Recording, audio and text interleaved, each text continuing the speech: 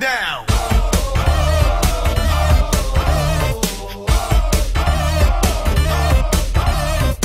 Welcome to Breaking It Down with Alexis Goldstein. I'm here for Channel 98 and We Act Radio. And today we're going to be talking about McCutcheon versus the FEC, which is due to hit the Supreme Court on October 8th. This is the case that a lot of people are calling Citizens United 2.0.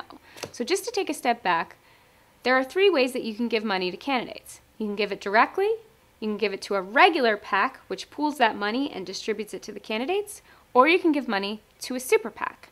Citizens United was about super PACs and about allowing corporations to give unlimited sums of money to super PACs to finance what are called independent expenditures, which are okay as long as the super PAC does not coordinate with the candidate. And we all know what a bunch of BS that is, because super PACs pretty much always coordinate with someone who used to work with the candidate, and it's always clear who the super PAC is advocating for.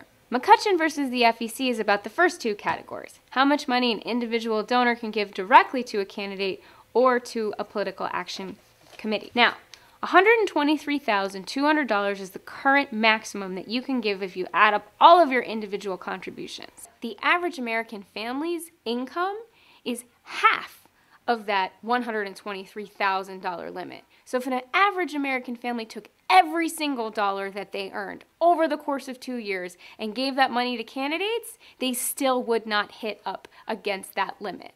And there's a guy named Shaun McCutcheon who doesn't like that limit. He's a really rich guy who wants to give tons and tons of money to Republicans. And he wants to give so much money that he's running up against this limit. He wants to give money to the Republican National Committee. He wants to give money to the Republican Senatorial Committee. He wants to give money to the Republican Congressional Campaign Committee. And he wants to give money to 30 individual Republican candidates directly.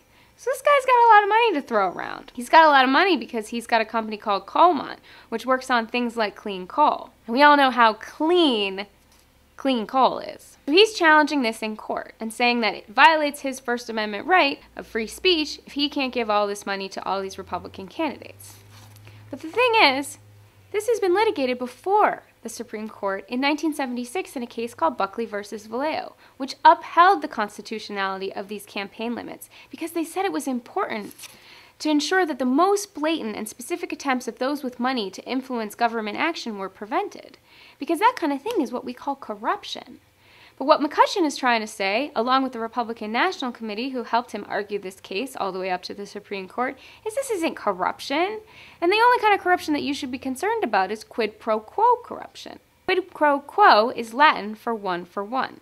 So their argument is basically, since McCutcheon isn't putting on a piece of paper that if I give you $2,000, you're going to make sure that you give clean coal a pass, that it's not corruption. But we all know in the wake of Citizens United that things are a lot more subtle than that.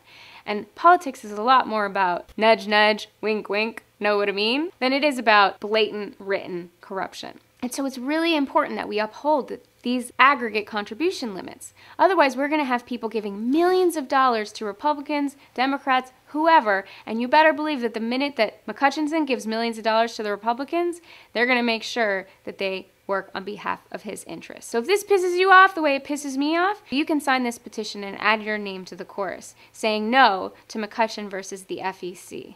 And it's important that we all do that, because if not, we're going to descend into an Orwellian nightmare, which says that all people have equal free speech, but some people, rich people, have more free speech than others.